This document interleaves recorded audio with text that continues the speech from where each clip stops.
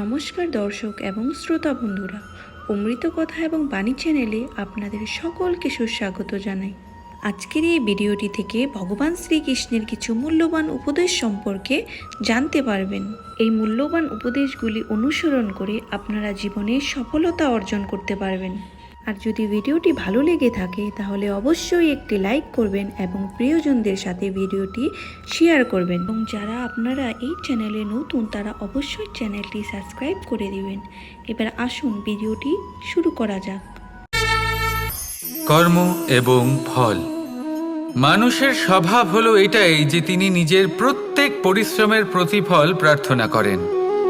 বেশিরভাগ সময় এই ফলাফলের চিন্তা করতে করতে, কল্পনা করতে করতে উনি কর্ম করতে থাকেন যে আমি এই কাজটা করলে এই ফল পাবো। সেই সব কল্পনা করতে থাকেন যা না তার হাতে আছে, না আছে অধিকার আর না আছে নিয়ন্ত্রণ। উনি শুধু নিজের কর্ম করতে পারেন। উনি কি ফল পাবেন তা তার হাতে কখনোই নেই। তাই আপনিও শুধুমাত্র কর্ম করতে থাকুন, ফলের চিন্তা করবেন না। মনে রাখবেন, শিকড় এবং শাখা যেভাবে একে অপরের সাথে জড়িয়ে, সেইভাবেই একে অপরের সাথে জড়িয়ে কর্ম এবং ফল। যেরকম কর্ম আপনি করবেন সেরকম ফল আপনি অবশ্যই পাবেন। তাই এই ফলের আশায় কর্মের সময় কখনোই নষ্ট করবেন না, কারণ যে ব্যক্তি সময় নষ্ট করেন, সময় সেই ব্যক্তিকে অবশ্যই নষ্ট করে দেয়। কর্ম করুন নিঃস্বার্থভাবে, ফলের চিন্তা করবেন না, আর আমার সাথে ভালোবেসে বলুন রাধা রাধা। কাল, আজ এবং কাল। আমাদের সমগ্র জীবন এই তিনটির আশেপাশেই ঘুরতে থাকে। আমরা সবসময় বিগত সময়ের বিষয়ে ভাবতে থাকি। অতীতে যদি আমাদের দ্বারা কোনো ভুল হয়, সেই বিষয়ে ভেবে ভেবে আমরা সবসময় অনুতাপ করতে থাকি। এটা উচিত নয়। দেখুন, অতীতের থেকে শিক্ষা লাভ করা অত্যন্ত আবশ্যক, কিন্তু সেই ভুল যাতে আবার না হয় সেই কাজটা কিন্তু আপনাকে বর্তমানেই করতে হবে, তাই না? দ্বিতীয় কথা, আমরা সবসময় ভাবি আগামী দিনের বিষয়ে, ভবিষ্যতের বিষয়ে। আমরা ভাবি যে কাল করে নেব, আজ এই কাজ করতে পারছি না, কোনো ব্যাপার নয়, কাল করে নেব। আজ কাজটা শুরু করতেই পারলাম না, কোনো ব্যাপার নয়, কাল করে নেব। আজকের দিনটাই ভালো ছিল না, কোনো ব্যাপার নয়, সেটা কাল করে নেব। ব্যাপারটা বুঝুন, আপনি নিজের সময় নষ্ট করছেন। দেখুন, এই যে কাল, তা কখনোই আপনার হাতে আসবে না। তাই যে কাজ করতে চান সেটা আজকেই করুন, অন্তত শুরুটা করুন। কারণ এই আগামী সময় তা সবসময় আপনার থেকে এক কদম আগে থাকবে, একদিন এগিয়ে থাকবে। জানেন কেন? কারণ এই কাল আপনার জন্য অপেক্ষা করবে না, সেই জন্য আপনিও এর জন্য অপেক্ষা করবেন না। যা করার তা আজকেই শুরু করুন। কারণ যে বর্তমানে নিজের ভিত স্থাপন করেন না, ভবিষ্যৎকালে তার সুন্দর শক্তিশালী ভবন কখনো নির্মাণই হয় না। আসুন আর আমার সাথে ভালোবেসে বলুন রাধা রাধা। ধৈর্য। এই ধৈর্য কি কোনো গুণ, কোনো অনুভূতি, কোনো দৃষ্টিভঙ্গি? আমার জন্য ধৈর্য এক বাহন। আপনি হয়তো ভাবছেন, এই কেমন বাহন? বাহন তো ঘোড়া হতে পারে, হাতি হতে পারে, উটও হতে পারে, কিন্তু ধৈর্যকে বাহন বানানো মানে? চলুন আপনাকে একটা কথা বোঝাই। পৃথিবীতে এমন কোনো বাহন নেই যে তার আরোহীকে আছড়ে ফেলেনি। সেটা উট হোক বা হাতি হোক বা ঘোড়া হোক, চলতে চলতে কখনো নড়বড় করেই বসে। তারপর সেই আরোহী পরে কারোর পায়, তারপর পরে তার নিজের নজরে। কিন্তু ধৈর্যরূপী বাহন কখনো কাউকে ফেলে না, কখনো না। না সেই আরোহী কারোর পায়ে পড়ে, আর না তো নিজের নজরে। কারণ ধৈর্য আপনাকে বিবেক প্রদান করে, বিবেক আপনাকে পরিকল্পনায় সাহায্য করে, আর পরিকল্পনা প্রদান করে আপনাকে শক্তি, আপনার লক্ষ্যের দিকে অগ্রসর হওয়ার। বুঝলেন? ধৈর্যকে সঙ্গে রাখুন, নিজেকে আরো ধৈর্যশীল করে তুলুন। এই ধৈর্যের সাহায্যে আরোহণ করে দেখুন কিভাবে এই বাহন আপনাকে আপনার গন্তব্যে পৌঁছে দেবে। রাধা রাধা। কথায় বলা হয় জীবনে ভালোবাসাই হলো সুখের মূল। এটা সত্য। এবার প্রশ্ন হলো এটাই যে এই ভালোবাসা কার সাথে করা উচিত। যদি আপনি কিছুক্ষণের জন্য সুখ পেতে চান তাহলে ভালোবাসুন নিজের রুচি মতো। যদি আপনি কিছুদিনের জন্য সুখ পেতে চান ভালোবাসুন নিজের বন্ধুদের। যদি আপনি কয়েক মাসের জন্য, কয়েক বছর বা অনেক বছরের জন্য সুখী হতে চান তাহলে ভালোবাসুন নিজের পরিবারকে, মাতা পিতা, নিজের সন্তান, স্বামী স্ত্রী, নিজের আত্মীয়দের। কিন্তু যদি আপনি চিরকালের জন্য সুখী হতে চান তাহলে ভালোবাসতে হবে শুধু নিজের কর্মগুলিকে। কারণ সম্পর্ক যেমনই হোক না কেন কখনো না কখনো ভেঙে যাবেই। এই সংসার হলো এমনই যে যাদের সঙ্গ আমরা পাই তাদের সঙ্গ একদিন ত্যাগ করতে হয়। শুধু কর্মই হলো এমন এক সঙ্গ যা কখনো আপনাকে ত্যাগ করবে না। আপনার মৃত্যুর পরেও এই কর্ম আপনাকে বাঁচিয়ে রাখবে। তাই সবসময় মনে রাখবেন, এই কর্ম ধর্ম মনে করে পালন করা উচিত। জীবনের শেষ মুহূর্ত পর্যন্ত কর্মকে ভালোবাসুন। জীবনের শেষ মুহূর্ত পর্যন্ত সুখে থাকবেন। আর আমি তো সবসময় বলি, শুধু কর্ম করতে থাকো, ফলের চিন্তা করো না। তাহলে আসুন আর আমার সাথে ভালোবেসে বলুন, রাধা রাধা। জীবনে ক্ষমা চাওয়া তাও কিছুটা সহজ, ক্ষমা করতে পারা অত্যন্ত কঠিন। ক্ষমা 2 অক্ষরের এই শব্দ হতে পারে, কিন্তু অত্যন্ত বড় এই শব্দ, অত্যন্ত গুরুত্বপূর্ণ এই শব্দ। কখনো কখনো অন্য কাউকে ক্ষমা করে দেওয়া তাও কিছুটা সহজ কাজ, কিন্তু নিজেকে ক্ষমা করতে পারা অত্যন্ত কঠিন হয়ে দাঁড়ায়। অতীতে যদি আমাদের এমন কোনো ভুল হয় যে কারণে আমরা নিজেকে ক্ষমা করতে পারি না, অনেক সময় এমন কিছু ভুল করে বসি যে বিষয় শুধু আমরাই জানি, কিন্তু আমরা নিজেকে ক্ষমাই করতে পারি না। আর আমাদের বিকাশ সেখানেই স্তব্ধ হয়ে যায়। কারণ যদি আপনি ক্ষমা করতে না শেখেন, নিজেকে ক্ষমা যদি না করতে পারেন, তাহলে তা আপনার জীবনের সবথেকে বড় বাধা হয়ে দাঁড়াবে।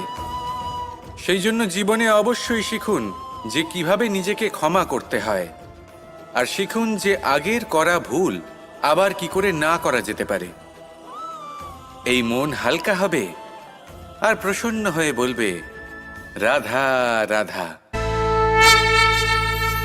আমি অনেক মানুষকে এটা বলতে শুনেছি যে মানুষ মানেই ভুলের বাক্স, মানুষ নাকি ভুলে ভর্তি পুতুল। আর এটাই সত্যি। দেখুন, ভুল কার দ্বারা হয় না, প্রত্যেকের দ্বারা হয়। আর একটা নয়, অনেক ভুল হয়। কিন্তু মনে রাখবেন, তাদের বস্ত্রতেই কাদা লাগে যারা কাদা পরিষ্কার করার প্রচেষ্টা করেন। তাহলে যেখানে চেষ্টা আছে সেখানে ভুল তো হবেই। এবারে যদি আপনি কোনো নতুন সংকল্প করতে যান, কোনো বড় কাজ করতে যান, আর আপনার দ্বারা কোনো ভুল হয়ে যায়, তাহলে কোনো ব্যাপার নয়, তার জন্য পস্তাবেন না। নিজের ভুলটাকে চিনুন, তাকে বুঝুন, তাকে শুধরাবার চেষ্টা করুন। আর সব থেকে জরুরি কথা, নিজের ভুল থেকে শিখুন। তাদের হাত থেকেই রক্তপাত হয় যারা কাঁটার মধ্যে লুকোনো ফুলকে খোঁজার চেষ্টা করে। তাই মনে রাখবেন, যে জীবনে কোনো ভুল করেনি সে জীবনে নতুন কিছু করার কোনো চেষ্টাও করেনি। এই ভুল আপনার সব থেকে বড় শিক্ষক। তাই সেটাতে দুঃখী হবেন না, তার জন্য পস্তাবেন না। এই ভুলকে সম্ভ্রম করতে শিখুন। তারপর দেখবেন আপনি নিজেকে জীবনে আরো শিখরে নিয়ে যাবেন। রাধা রাধা। প্রশান্তি জড়িত নিদ্রা মানুষের জীবনের একটা অত্যন্ত গুরুত্বপূর্ণ সুখ এবং প্রয়োজনীয়তাও। দেখতে গেলে এই সংসারের প্রত্যেক পশু পাখি, প্রত্যেক জীব অবশ্যই নিদ্রা প্রাপ্ত করেন, কিন্তু মানুষ, যার মধ্যে বিচার বিবেচনা করার শক্তি অন্যদের থেকে অনেক বেশি, তার কিন্তু ঘুমের কিছু সমস্যা অবশ্যই হয়, কি বলেন? তাই তো? এবার এর কারণ কি? চিন্তা। এবার চিন্তা আমাদের সবার জীবনে আছে। আমরা সকলে জানি যে চিন্তা কখনো আমাদের সাহায্য করে না, তাও আমাদের জীবনে আছে। কেন? চিন্তার মাধ্যমে কি কখনো কোনো সমস্যার সমাধান হয়েছে? অর্থের চিন্তা করলে কি অর্থ লাভ হয়? ভবিষ্যতের চিন্তা করলে কি ভবিষ্যৎ ঠিক হয়ে যায়? স্বাস্থ্যের চিন্তা করলে কি স্বাস্থ্য নিজে থেকেই ঠিক হয়? হয় না। তাহলে এই সব কিছু থেকে আমাদের একটা ছোট্ট শিক্ষা অবশ্যই লাভ করা উচিত। আপনিও আপনার কাঁধ থেকে চিন্তার এই বোঝা নামিয়ে ফেলুন। আর এই সব ইচ্ছে একত্রিত হয়ে আমাদের মনে চিন্তা উৎপন্ন করে। তাই এই চিন্তাগুলিকে ত্যাগ করুন। প্রকৃতির প্রেমের ওপর বিশ্বাস রাখুন। মনে রাখবেন, যিনি চিন্তামুক্ত হবেন তিনি চিতামুক্ত হবেন। সুখের নিদ্রা প্রাপ্ত করুন, আর নিদ্রায় যাবার আগে আমার সাথে ভালোবেসে বলুন, রাধা রাধা। কখনো কখনো আমরা ভাবি যে কোনো ব্যক্তি যিনি ধর্মের পথে চলেছেন, যদি তার দ্বারা কোনো ভুল হয়ে থাকে তাহলে নিয়তি তাকে সেই মুহূর্তেই কঠোর শাস্তি দেন। কিন্তু সেই সব মানুষ যারা সংসারের সবথেকে বড় অধর্মী, বহু নিকৃষ্ট মানের কাজ করেন, তাদের নিয়তি অনেক সুযোগ দেন। তাদের নিয়তি এরকম কঠোর প্রহার করেন না। এই ভাবনা কখনো না কখনো মনে আসেই। ভেবে দেখুন কেন? আসলে জীবনকে বেশিরভাগ মানুষ একভাবেই দেখে থাকেন। বিভিন্ন স্তরে একে দেখা উচিত। এবার আপনি বলুন, এই সংসারে কোনো অধর্মী কখনো প্রেরণার উৎস হতে পারেন? কখনোই নয়। যে মানুষ নিজের আত্মাকে মলিন করে ফেলেছেন, তিনি এই সংসারকে কিভাবে প্রেরণা যোগাবেন? উনি নিজেই বুঝতে পারেন না কোনটা করা উচিত, ধর্ম কোনটা। তাই নিয়তি তাকে একটা সুযোগ দেন।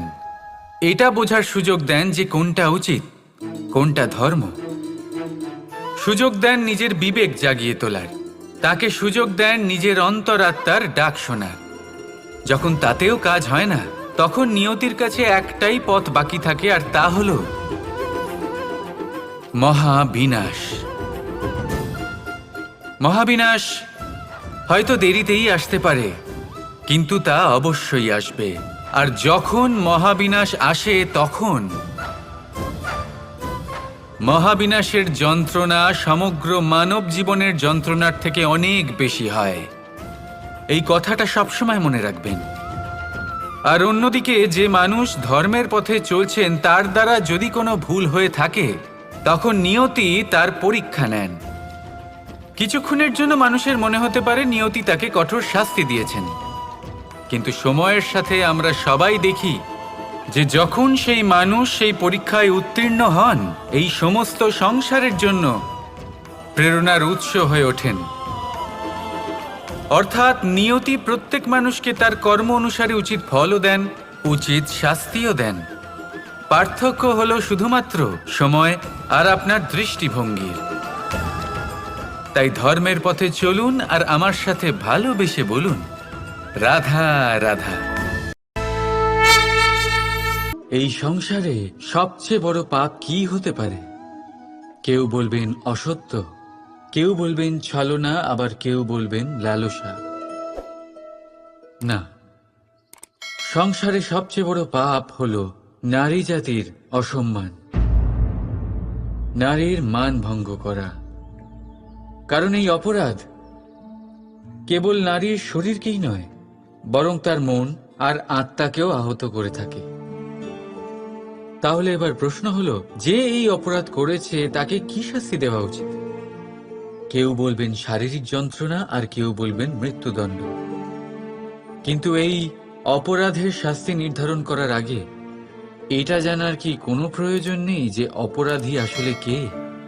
এখন আপনি বলবেন সহজ ব্যাপার, সেই পুরুষ যে নারীর মান ভঙ্গ করেছে। কিন্তু এ কি সম্পূর্ণ সত্যি? নিজের অপমানের জন্য, নিজের সম্মানকে নিজেই হারানোর জন্য কখনো নারী কি নিজে দায়ী হতে পারে না? ভেবে দেখুন, সম্মানহানির থেকে বাঁচার জন্য সর্বপ্রথম সম্মানের সীমার ওপর নজর দেওয়া প্রয়োজন।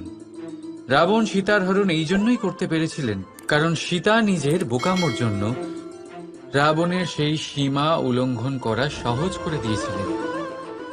কিন্তু অশোক বাটিকাতে সেই সীতাকেই রাবণ স্পর্শ পর্যন্ত করতে পারেননি, কারণ সে রাবণ আর তার মাঝখানে ঘাস দিয়ে একটা ছোট রেখা বানিয়ে দিয়েছিলেন।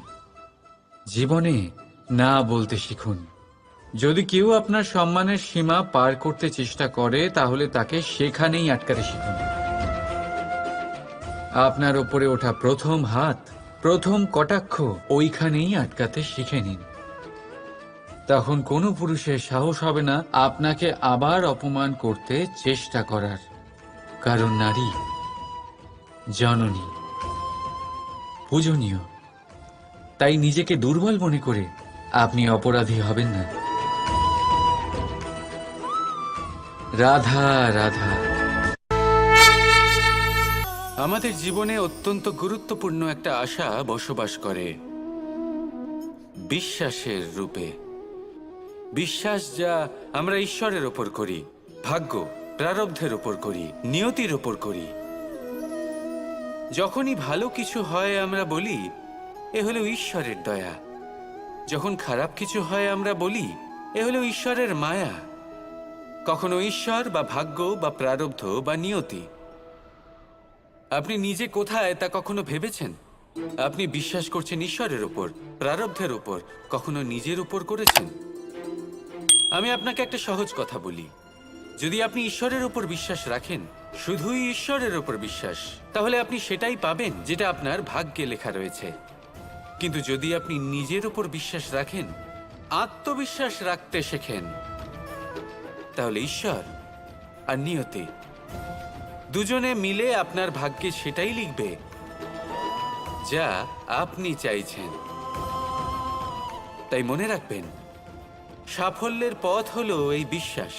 নিজের আত্মবিশ্বাসকে ধরে রাখতে শিখুন, দেখবেন আত্মা প্রসন্নতায় ভরে উঠবে। তাহলে আসুন এই প্রসন্ন ভাব নিয়েই বলুন রাধা রাধা।